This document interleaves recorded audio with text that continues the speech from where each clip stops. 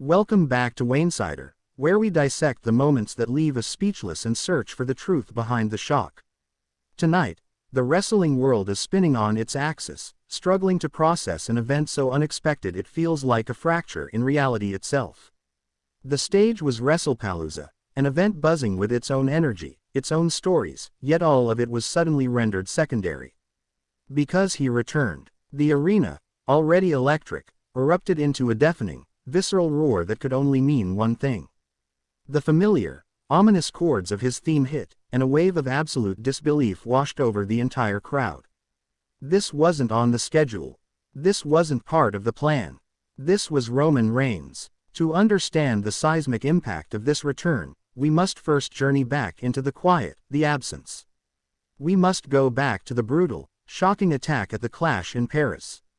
The image of the tribal chief, the seemingly invincible head of the table, laid out and motionless, was one that shook the very foundation of WWE. It was an act of violence that felt different, more personal, more final. In the weeks that followed, a strange silence descended. The wrestling world felt his absence like a missing limb, a constant, quiet reminder that the center of this universe had gone dark. The speculation was rampant, but the truth was guarded, a secret held close. This silence was the latest chapter in the entire emotional history of Roman Reigns, a history defined by the immense, crushing weight of expectation.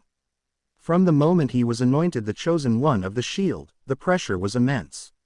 He was to be the face of the company, but the fan reaction was a complex cocktail of admiration and deep, vocal resentment. He carried that silent resentment for years, a quiet storm brewing behind his eyes, a man shouldering a destiny he didn't ask for but was determined to master. That pressure forged him, tempered his spirit into something harder, colder, more calculating. Please like, share and subscribe for more WWE content. He emerged not as a hero, but as a tribal chief. He built an empire not on cheers, but on commanded acknowledgement. His power was absolute, a testament to his will, but it was a power built on a foundation of family. The bloodline was his strength, his shield, his legacy. But that foundation proved to be made of sand. We watched, year by year, as the bonds of blood were tested and broken. The betrayal by Jey Uso was a wound. The manipulation by Jimmy was a complication. The war with The Rock was an earthquake that threatened to swallow the entire island. Each fracture isolated him further, turning his power into a gilded cage. The attack in Paris was the final brick in that cage.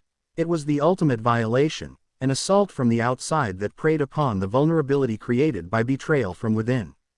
It was the proof that without the bloodline, he was a king without his army, a target for every hungry predator looking to claim his throne. His absence was a vacuum, and into that vacuum rushed new stars, new conflicts, a new era that seemed to be moving on without its tribal chief. Wrestlepalooza was to be the celebration of that new era, a passing of the torch. And then his music hit.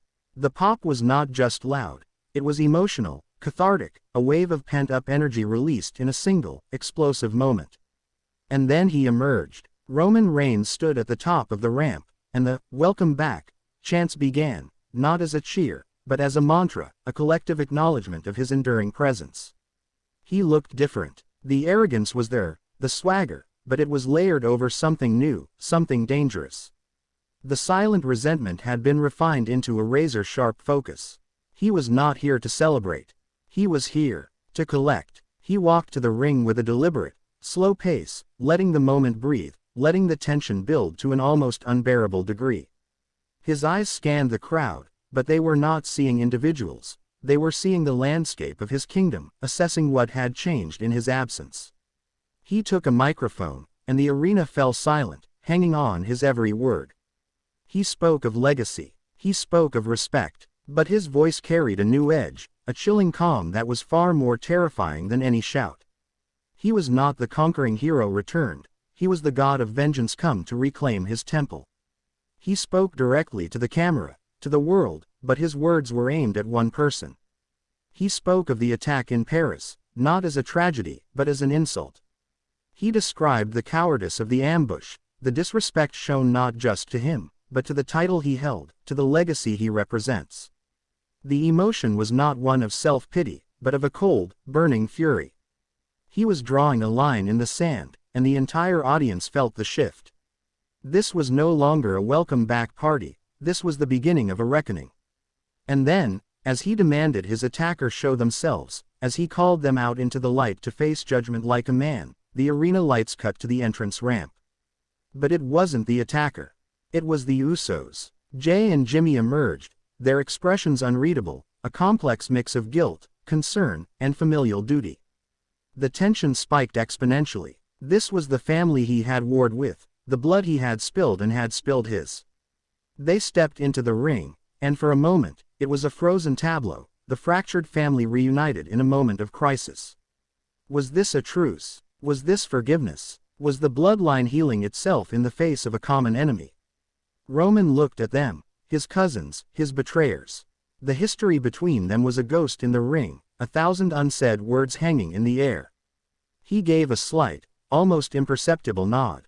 It wasn't warmth, it was acknowledgement. A recognition that some bonds, no matter how strained, are thicker than water. The Usos positioned themselves on either side of him, a united front. For a single, fleeting second, it felt like the old days. It felt like power. It felt like family. The crowd began to buzz, believing they were witnessing a miracle of reconciliation. And in that exact moment, the moment of maximum vulnerability, maximum belief, the shocking climax erupted. As Roman turned to look at Jay, to perhaps say something, Jimmy Uso moved. It wasn't a grand gesture. It was a simple, brutal, devastating superkick. It connected with Roman's jaw with a sickening crack that echoed through the silent arena. The look on Roman's face was not one of pain, but of utter, world-shattering betrayal. He crumpled to the mat, his eyes wide with a disbelief that mirrored our own. Jay stood frozen, a statue of horror, as Jimmy looked down at his work, his face now a mask of cold, triumphant resentment. The emotional aftermath was a vacuum of sound, followed by a wave of confused, angry noise. Jimmy didn't stop. He unleashed a vicious assault, not just on a competitor, but on his family. Every stomp, every strike was laced with a hatred that had been simmering for years. Jay finally lunged, not at Jimmy, but to shield Roman, to pull his brother away, screaming in anguish. The image was chaos. The betrayed chief, the vengeful brother, and the torn sibling caught in the middle. It was the entire history of the bloodline collapsing in on itself in a single, violent act. Backstage, the whispers are not of shock, but of a grim, horrifying realization. The word is that this was not a spontaneous act. This was calculated. This was Jimmy's statement, his ultimate revenge for being cast aside, for living in the shadow of the tribal chief, for the perceived slights and the absolute authority.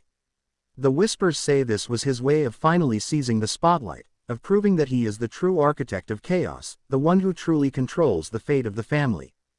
There is a palpable fear of what comes next, a sense that a line has been crossed from which there is no return. What does this mean for the family's WWE legacy? The Anoa name has always been synonymous with unity, with strength in family. Tonight, that legacy was torn apart on global television, not by an outsider, but from within its very heart. The table is not just broken, it is splintered beyond recognition. This act transcends wrestling storyline. It feels like a Shakespearean tragedy playing out in spandex and pyro. The legacy is now one of betrayal, a cautionary tale about the corrupting nature of power and the poison of resentment. This is the ultimate betrayal of broken trust. Roman Reigns returned, perhaps with a sliver of hope for reconciliation, only to be met with the cruelest cut imaginable. The trust that family, above all else, would eventually find its way back together, has been murdered.